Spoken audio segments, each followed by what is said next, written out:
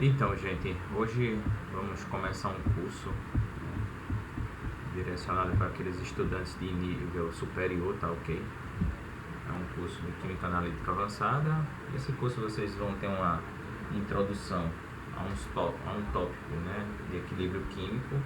Vamos também estudar outros tópicos, né, relacionados à análise instrumental também dentro da Química Analítica. Mas a Química Analítica Avançada, propriamente dito, ela vai estudar o equilíbrio químico, né? É necessário, sob o ponto de vista de equilíbrio, para um químico analítico ter resultados confiáveis, que o seu sistema esteja em equilíbrio. Por quê? Caso não esteja em equilíbrio, você não terá resultados reprodutíveis, ok? Devido à mudança das espécies químicas. Sistemas que não estão em equilíbrio químico, eles tendem a ter mudanças de espécies químicas de interesse. Então, se faz necessário ao químico analítico que o seu sistema esteja em equilíbrio químico. Há trabalhos que, assim, recentes na literatura, né, que não se utilizam de sistemas em equilíbrio químico, mas são, vamos dizer assim, são sistemas mais complexos. Também não dá para fazer todo tipo de aplicação sob o ponto de vista de instrumentos. Então, isso é por isso que é importante. Então, devido a isso, né, vamos estudar hoje o tópico de uma introdução, né, ao equilíbrio químico. Quando a gente fala em equilíbrio, vamos dizer, né, a gente pensa logo, olha aqui, nós pensamos em quê, propriamente dito?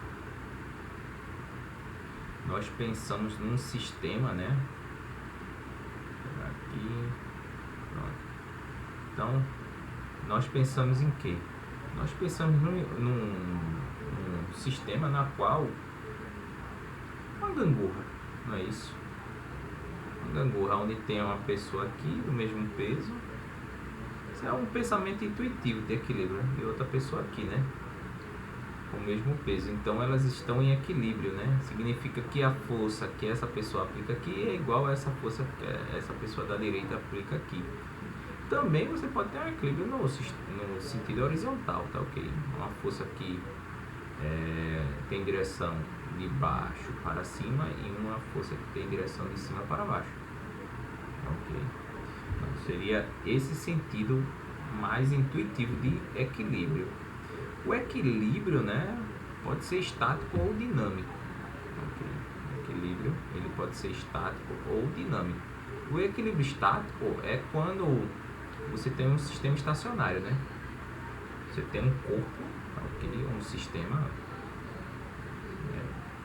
A sua velocidade é nula, ok?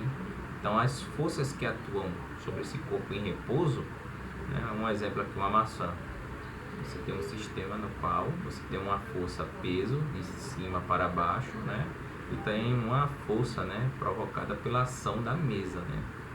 Ok, então isso aqui seria um equilíbrio estático. Mas o equilíbrio estático se caracteriza, portanto, pela seguinte característica, né? A velocidade do objeto é nula. Já o equilíbrio dinâmico ocorre quando a velocidade do objeto é constante, tá ok? Você tem uma velocidade constante, você vai ter um equilíbrio dinâmico, né? Então, assim, um corpo que está em movimento retilíneo uniforme, né, que é um corpo que possui velocidade constante, pode percorrer a mesma distância em intervalos iguais. A aceleração é nula.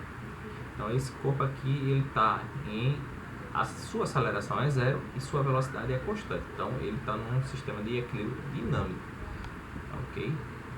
Então, assim, a gente já consegue ver que existem algumas características básicas do equilíbrio, né? Ali eu estava citando principalmente questões do equilíbrio físico, ok? Em relação ao movimento dos corpos.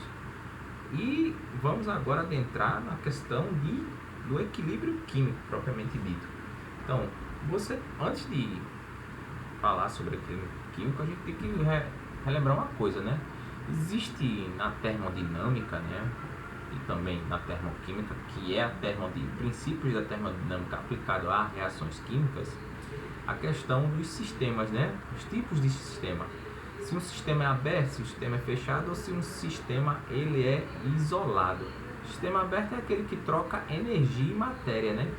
Com o meio. Um exemplo aqui, nós temos um copo, né, de água. Esse copo de água aqui ele está trocando o que? Calor, que, ok? E massa. Aqui nós temos o sistema S e aqui nós temos a sua vizinhança. Então, quando um sistema troca calor, né, que e massa, né, o seu exterior, aqui está errado, mas é exterior, você vai ter o que? Um sistema aberto. Agora, quando nós temos um sistema fechado, ou seja, você tem um sistema, você só irá trocar energia, a forma de calor, por exemplo, e não mais massa, tá ok? Então, nós temos o sistema fechado. E nós temos o sistema isolado. É aquele sistema onde não ocorre nem troca de matéria, nem troca de energia, né? Tem o sistema e você tem a vizinhança. Então, nem o calor, nem massa aqui é trocado com a vizinhança, tá ok? Esse sistema é um sistema ideal, viu, gente? Vou logo adiantando assim. Principalmente quem estuda engenharia depois vai ver que são sistemas ideais, os sistemas isolados. Porque sempre o sistema ele vai tender a trocar energia com a sua vizinhança.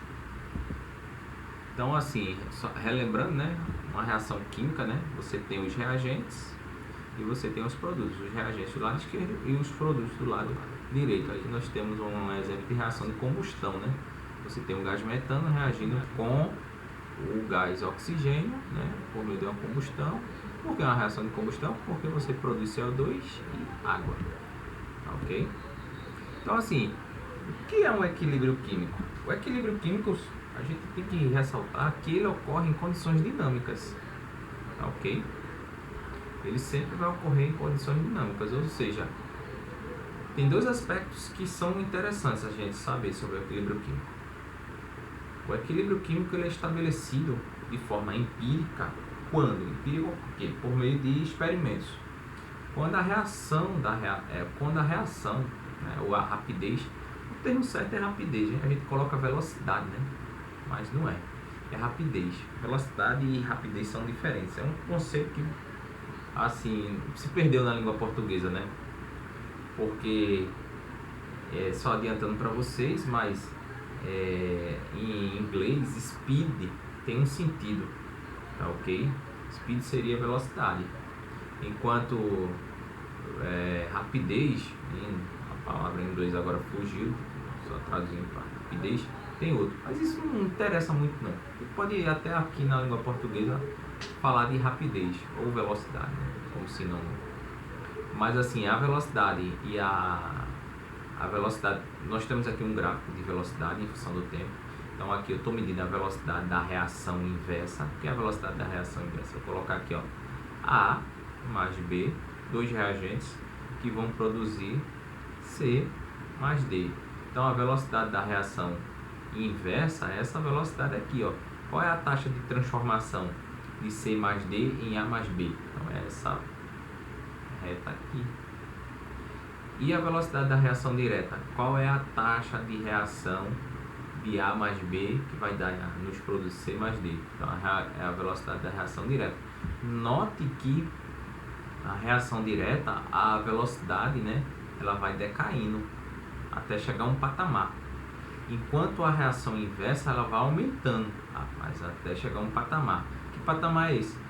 O patamar é que a velocidade da reação direta se iguale à velocidade da reação inversa, né, ou indireta. Então, assim, isso é a primeira condição para que o equilíbrio, né, químico se estabeleça. Então, um equilíbrio químico, né, ele é um sistema dinâmico, porque você vê que está envolvido aí velocidades, só que são velocidades constantes, né? No equilíbrio, a velocidade da reação direta é igual à velocidade da reação inversa. E também uma questão aqui que a gente tem que colocar é a concentração, né? A concentração de reagentes, tá ok? E produtos. Aqui não está bem destacado, né? tá ok? Mas assim, vamos dizer assim, ó, vamos pegar essa reação aqui, A mais B, que dá em C mais D. Então nós temos aqui, ó, um sistema no qual a concentração dos reagentes vai decaindo, enquanto a concentração dos produtos, né, vai aumentando. Mas aumenta até certo ponto. Até que ponto? Até que as concentrações, né, se tornem... Não é igual, viu, gente? Não é igual, mas elas se tornem constantes, tanto dos reagentes quanto dos produtos.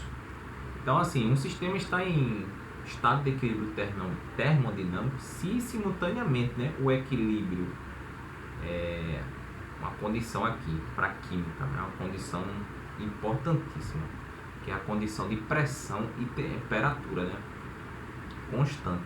Então, para você trabalhar com sistemas em equilíbrio em química, você tem que ter pressão e temperatura constante. Por quê? Os químicos são, a priori, né, são pessoas que trabalham em laboratórios. Esses laboratórios, a grande maioria é o quê? Eles estão a uma pressão constante e uma temperatura também constante. Tá ok? E ressaltando essa questão da composição constante, né? Composição dos reagentes quanto a composição dos produtos. Então essas são as duas condições, né, que são essenciais para se falar em equilíbrio, né? Agora, a termodinâmica do equilíbrio, né, a gente precisa falar também sobre a questão da função de estado, né? O que é uma função de estado? Uma função de estado em termodinâmica é uma função na qual você, resumindo assim de forma para a gente não se dedicar tanto às definições, porque se você tiver a fim de ver definições com o rigor, todo o rigor, né, de definição em termos de termodinâmica, você tem que fazer uma consulta a livros de termodinâmica. Mas uma função de estado, né, é uma função na qual o sistema que você está considerando aí, qual é o sistema que a gente está considerando? Reação química. Só vai interessar o começo, né, desse desenrolar da reação e o fim, e a condição final. Por isso que ele diz aí, ó, função de estado, né, ou função de ponto, é uma função definida para um sistema que relaciona várias variáveis de um estado ou quantidades de estado que depende apenas do estado termodinâmico atual do sistema, tá ok? Então você pode ter vários exemplos de funções de estado, né, dentro da termodinâmica. E como eu tinha dito, né, a função de estado não está interessada no caminho o qual foi levado. Vamos lá. Digamos aqui, ó, esse exemplo aqui, que é essa figura, a gente tem aqui, ó, a gente tem um reagente A mais o reagente B. Então, ó, eu tenho aqui os produtos C mais D, tá ok? Então, ó, veja que para atingir esse ponto aqui, ó, a partir desse ponto aqui, ou seja, a partir dos reagentes para chegar nos produtos, tá ok? Você poderia ter tomado vários caminhos, né? Ter colocado calores ou aplicado vários trabalhos, por isso tá essas letras aqui, Q e W, tá ok? Mas uma função de estado, ela só vai se interessar por esse patamar aqui de energia, né? No caso aqui, ó, pressão, e por esse patamar de pressão aqui, ó, ok? Para essa condição aqui de volume e essa condição de volume. Isso, a essência da função de estado está aí. Vou voltar aqui. Aí veja, uma função de estado descreve o estado de equilíbrio de um sistema, descrevendo também todo tipo de sistema. Okay? Por exemplo, uma função de estado poderia descrever um átomo, uma molécula em fase gasosa, líquida ou sólida, uma mistura heterogênea, homogênea, as quantidades necessárias para criar tais sistemas ou transformá-los em um estado de equilíbrio diferente. Por que eu estou falando isso? Porque as funções de estado são essenciais no equilíbrio químico, porque elas surgem, né, das questões termodinâmicas. E uma função de estado, né, que a gente vai utilizar bastante, é a energia livre de Gibbs. O que é a energia livre de Gibbs, gente? É a energia interna mais esse valor aqui de P vezes T, menos a temperatura e a entropia. Esse valor aqui, ó, a energia interna mais P vezes V, é igual a entalpia. Então a energia livre de Gibbs ela é calculada considerando o que? A entalpia do sistema, né? Menos a temperatura vezes a entropia. Ok? Então, isso aqui é uma função de estado. Ou seja, para eu calcular a energia livre de Gibbs de um sistema, só vai me interessar o estado inicial e o estado final. Ou seja, a energia de Gibbs final e a energia de Gibbs inicial, ok? Então, assim, a função de estado, só uma coisa aqui, a função de estado, né, ela é extensiva, né? Ou seja, em equilíbrio a gente vai se dedicar muito a estudar funções de estados extensivas, ou seja, que depende da quantidade. Então, aqui eu já expliquei.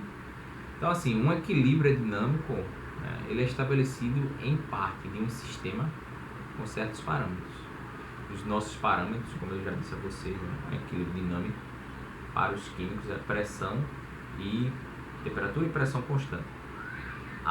Os físicos já estabelecem outros tipos de critério de equilíbrio dinâmico, tá ok? Mas para os químicos é muito importante pressão e temperatura, tá ok? Então, assim, vamos aqui iniciar uma questão aqui em termos de discussão de equilíbrio, né? Um sistema, né, você vai começar a estudar o equilíbrio desse sistema a partir da entropia, tá ok? Isso aqui é a base, né, da termodinâmica. A termodinâmica ela vai lançar, né, essas pedras fundamentais até a gente construir outros conceitos mais complexos. Então, um conceito que a termodinâmica nos traz é o conceito de entropia. Por que entropia? Porque a entropia ela vai medir, né, assim, se um sistema ele tende a ser reversível e irreversível, tá ok? Então, quem foi que introduziu esse conceito de entropia? Foi o físico alemão, né? Ludwig Boltzmann. Ele desenvolveu um método, né, matemático, né, para calcular a entropia, né, de um sistema, né? Mas, o que é entropia? Na prática, eu posso dar um exemplo aqui que a gente pode começar a, vamos dizer, entender o que é entropia. A entropia, vamos imaginar um gás, né? Um gás. Esse gás, eu tenho até uma simulação aqui que eu gostaria de mostrar a vocês. Deixa eu tirar aqui do modo apresentação, que vai ser bem interessante. Deixa eu abrir aqui. Por quê? Se você botar deixa eu escrever aqui no Google, viu, gente? É interessante. Esse conceito de entropia, geralmente os livros, eu vou comentar bastante ele, geralmente os livros, eles fazem uma confusão. A maioria dos livros, viu, gente, eles dizem, né, que entropia mede, eles afirmam categoricamente assim, que a entropia mede a desorganização de um sistema. Isso não tem nada a ver, ok? Entropia não mede desorganização ou caos de um sistema. Um sistema que tem muita entropia tem um caos grande. Um sistema que tem pouca entropia, né, tem um caos pequeno. Não, esqueçam isso. Se você ver, na maioria dos livros didáticos de ensino médio, de química e de física, infelizmente, traz esse exemplo aí de entropia. Diz que a entropia mede vamos dizer, né, ao caos de um sistema. Caos, quem mede caos é outra parte da ciência. Felizmente, né, a entropia. Deixa eu encontrar aqui. Isso aqui é um site, tá ok? Então, assim, é um site bem interessante porque ele faz uma série de simulações. Então, deixa eu mostrar aqui para vocês, né, na prática, a entropia. Eu vou colocar nesse aqui. É o estado da matéria, né? Deixa ele entrar, demora um pouquinho. Quem quiser copiar aí é o PHET, né? É da Universidade do Colorado. Ok? A gente já volta lá.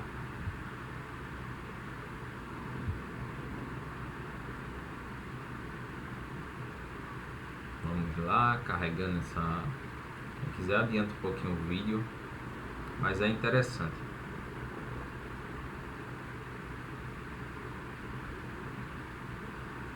Vou pegar aqui.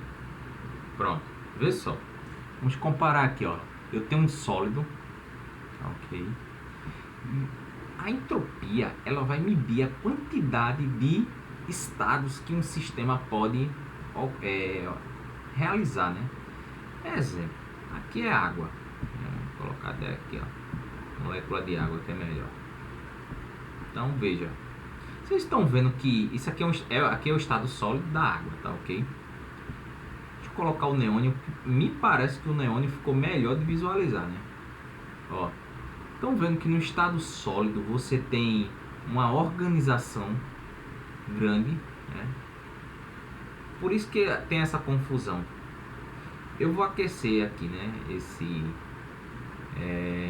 esse argônio, dar uma temperatura nele aqui.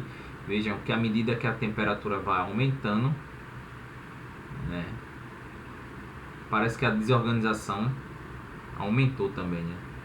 Mas a desorganização aumentou até certo ponto, sim. Mas o conceito de entropia diz o quê? Que à medida que a temperatura aumenta de um sistema, né, o número de microestados que esse sistema pode ocupar, né, é maior, tá ok? O que é que isso significa? Eu vou esfriar aqui o sistema.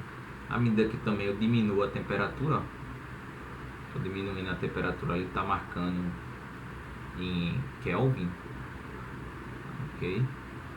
Você vai ver que ele vai diminuir a quantidade de microestados. Então, assim, entropia mede a quantidade de microestados que um sistema pode ter, tá ok? Vamos lá, diminuir. Pronto, vai. Então, ó, tá no estado sólido novamente. Então, bora voltar para lá, né? Então, o Boltzmann, quando ele fez essa consideração, né, sobre entropia, essa consideração estatística, ele estava falando em número de microestados. Se um sistema tem grande quantidade de microestados, então ele tem uma entropia grande. Se ele tem uma quantidade pouca de microestados, então ele tem uma quantidade, né, de entropia pequena. Essa fórmula é famosa aqui, ó. Ok, deixa eu pegar aqui a caneta.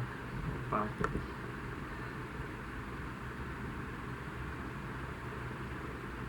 Essa fórmula é famosa, hein, gente? Tá até na lápide, né, do túmulo dele. Então a entropia, ela depende da constante de Boltzmann, né, vezes o log. O W aqui é a quantidade de microestados. Ele pegou o log porque quando você aplica funções logarítmicas, né, a sistemas, principalmente sistemas termodinâmicos, a tendência é você transformar um número grande em um número pequeno. Ok? Então aqui temos a constante de Boltzmann, tem esse valor aqui, 1,38 vezes 10 a menos 23, né, joules por Kelvin, ok? Então assim, agora uma definição, vamos agora para uma definição mais termodinâmica da coisa, né, do que é entropia. A entropia, né, equivale à diferença entre a entalpia e a energia livre de Gibbs. Ok? Isso seria a entropia. Tá ok? Veja que todo momento eu estou falando aqui de entropia, né? Mas não estou considerando a questão de ser espontâneo. Outro erro que, né, que os livros didáticos cometem aí, principalmente no ensino médio, eles associam que se um sistema tem uma entropia negativa, o processo de transformação, né, de um estado termodinâmico para outro estado termodinâmico seria espontâneo. Se a entropia é positiva, então não seria espontâneo, não. Veja, isso aqui é só relembrando, viu, gente? Quem vai afirmar essas questões de espontaneidade ou não é a energia livre de Gibbs, sob o ponto de vista termodinâmico. Ok? Então, assim, o que é entropia mesmo? A entropia, ela é vamos dizer, ela depende, né, de calor e temperatura, como está aqui, ó. Q e T, né?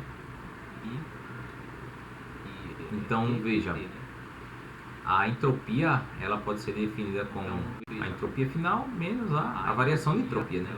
Menos a entropia inicial. Que isso significa o quê? Que é uma integral, né, de dQt, né? Então, ou seja, a quantidade de calor dividida pela temperatura. O que é importante a gente saber disso mesmo? Essa parte aqui em química analítica, a gente saber que, primeiro, a entropia, ela correlaciona, ela faz uma ligação entre uma reação química e a termodinâmica. Ok? Os critérios. Então a gente também pode calcular a entropia dividindo, né, a entalpia do sistema, tá ok? Dividido pela temperatura, tá ok? Também podemos considerar que a entalpia do universo é igual à variação da entalpia do sistema mais a variação da entalpia da vizinhança. E veja, a variação de entalpia, ela sempre é válida para um processo isotérmico, tá ok? Então, veja só, lei da ação das massas, né? Vamos lá. A lei da ação das massas, né, ela vai nos dar uma condição para nós estudarmos a questão do equilíbrio químico. Antes de entrar aqui, eu queria falar uma coisa, né, que é também bastante importante. O que é a energia livre de Gibbs? Qual o significado dela? É de suma importância, gente, você saber o que é, né, a energia livre de Gibbs, né? E vamos dizer assim, para que ela serve. Então a energia livre de Gibbs, ela pode ser calculada por ΔG igual a ΔH, né, menos T vezes ΔS. Tá ok? Então seria isso, a energia livre de Gibbs. Ela nos vai dar o seu valor, né? Esse valor de ΔG vai nos informar se um sistema está em equilíbrio ou não. Tá ok? Ou seja, se o ΔG for menor do que zero, o ΔG dos reagentes, for menor do que zero, significa que esse sistema ele não está em equilíbrio e ele está deslocado no sentido dos reagentes. Então, ó, se eu tenho aqui, já está escrito, se eu tenho um reagente A mais um reagente B, dando um produto C e D, o que é que significa isso? Se o meu ΔG aqui eu calcular e ele der menor do que zero, significa o quê?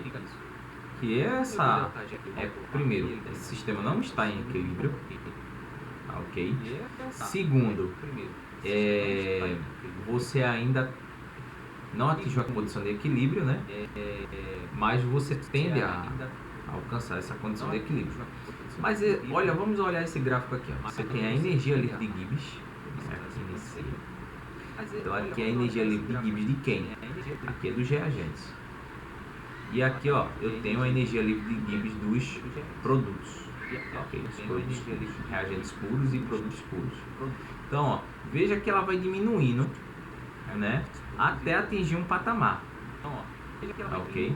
Esse patamar, né, quando for igual a zero, quando a energia livre de Gibbs dos reagentes for igual a zero, ok? Ou seja, quando a energia padrão de Gibbs for igual a zero, você tem estabelecido um equilíbrio químico, né? Então é muito importante, ó. Então veja, quando é que eu vou atingir um equilíbrio? Quando a energia livre de Gibbs dos reagentes diminuir e a dos produtos também, como a gente pode observar aqui, ó, até atingir quem? Até atingir o valor de energia livre de Gibbs, né, igual a zero. Então, assim, uma coisa também que a gente tem que falar é sobre sistemas reversíveis e irreversíveis, né? Isso tem a ver com a questão da entropia, porque se fala que a entropia é um conceito muito estranho, muito diferente. Não, a entropia hoje em dia, né, ela é colocada na termodinâmica de forma bem já explícita em termos de teoria e conhecimento. O problema é que se erra em relação, principalmente a essa questão, que a entropia ela está correlacionada com o caos. A entropia não está correlacionada com o caos. A entropia está relacionada com a quantidade de configurações que um sistema pode adotar. Okay? Se um sistema tem muitas configurações, como um gás, né, isso, ou seja, ele tem muita liberdade e as moléculas do gás para se movimentar, como eu mostrei a vocês, né? Então a entropia é grande. Um sólido já não tem uma grande liberdade de suas moléculas, né, ou átomos. Então sua entropia é menor. Então, assim, na física se diz que um sistema reversível, né, seria um sistema determinista. Né? Por que determinista? Eu consigo, né, prever. Né? Aqui era para ter escrito. Aqui era para ter escrito passado. Né? Opa, passado. Tá dando um errozinho aqui, mas era a palavra passada aqui. Okay. Então, assim, o que eu quero dizer? Veja, o que é um sistema reversível? É um sistema no qual eu, a partir do passado ou do futuro, né, eu consiga informações tanto do presente ou tanto do futuro ou quanto do passado.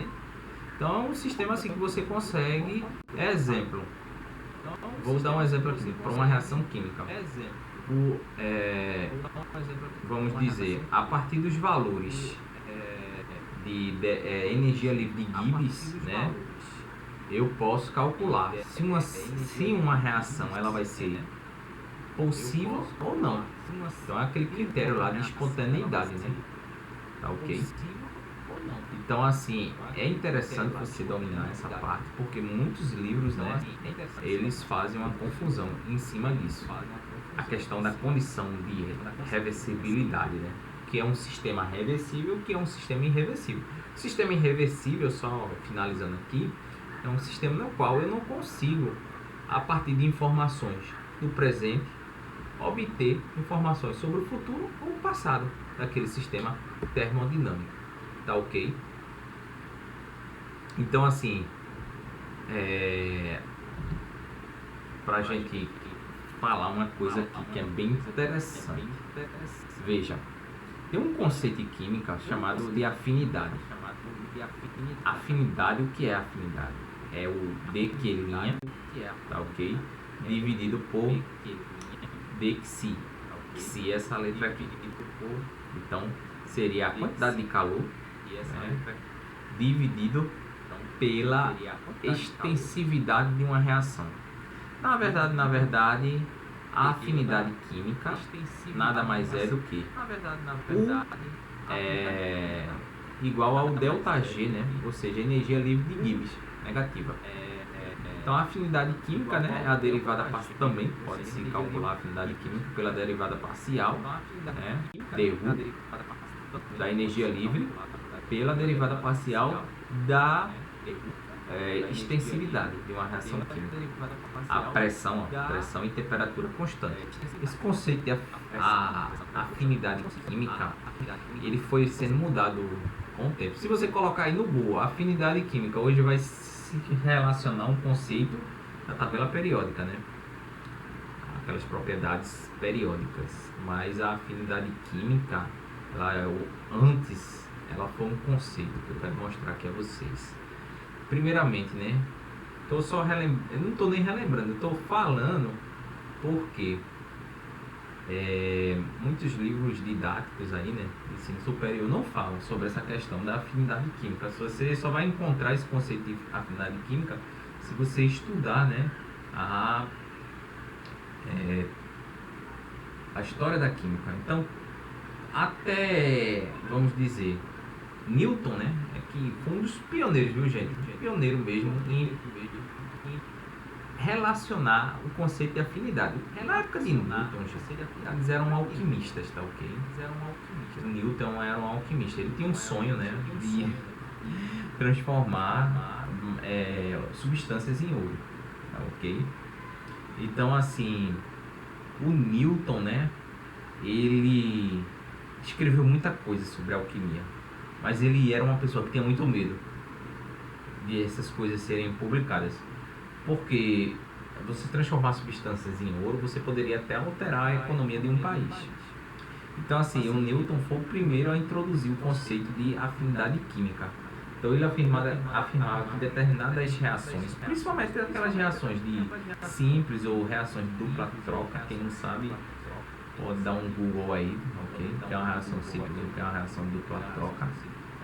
Elas poderiam ser explicadas, né, por meio do conceito de afinidade. Para Newton, a afinidade estava correlacionada com a atração gravitacional com que alguns reagentes sentem por outros reagentes, ok?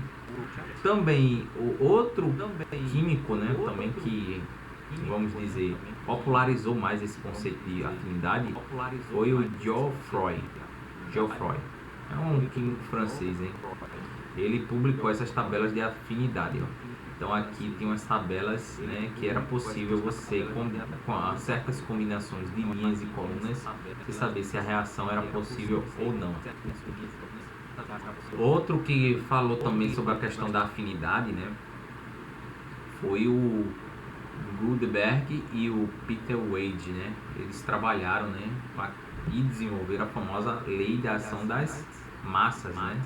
Que a cada temperatura, a velocidade de uma reação é diretamente proporcional ao produto das concentrações dos reagentes elevado a o expoente, né, determinados experimentalmente. Então, V, a velocidade, é igual a uma constante multiplicada pela concentração dos reagentes A e B elevado a esses, né. No ensino médio a gente aprende a colocar esses A e B, né, aqui, mas não é bem assim não. Esses valores aqui, ó, de alfa e beta, eles são calculados, tá ok? Experimentalmente. Então o Gutenberg e o Peter Wade, eles também trabalharam com o conceito de afinidade para desenvolver a lei da ação das massas. Olha, se você for estudar esse conceito de afinidade química, é um conceito que durou mais ou menos 300 anos, hein? 300 anos na química. Até que o Gibbs, né, ele desenvolveu o conceito de energia livre de Gibbs e abandonou esse conceito de afinidade química. Você vê aí que eu até destaquei, né, os processos químicos espontâneos e não espontâneos, né? Então, quando você tem um processo químico com a energia livre de Gibbs maior do que zero, é não espontâneo; menor do que zero, espontâneo. igual a zero, esse sistema está em equilíbrio. Então, nós vamos nos preocupar, né, com esses valores aqui, ó, sistemas em equilíbrio, ou seja, sistemas no qual o ΔG seja igual a zero. Então, veja, você vai do Newton até o Gibbs, né, 1870, né, trabalhando esse conceito de afinidade. Então, gente, isso aqui é uma introdução, né? A aula de hoje a gente pode ver que a importância, né, de si do químico analítico trabalhar com a questão da termodinâmica, porque a termodinâmica ela vai nos dar as condições se um sistema químico ele entrou em equilíbrio ou não, né? Então a gente de antemão já sabe que um dos conceitos mais importantes, né, para um químico analítico da termodinâmica, né, é a energia livre de Gibbs, tá, ok? Esse conceito está atrelado a outro, né, o conceito de entalpia, o conceito de entropia, tá, ok? Então, assim, nós temos que ter essa consciência que a química analítica, praticamente a maioria das metodologias aí presentes, elas se utilizam de condições onde aquela reação química ela está em equilíbrio, ok? Muito obrigado e até a próxima.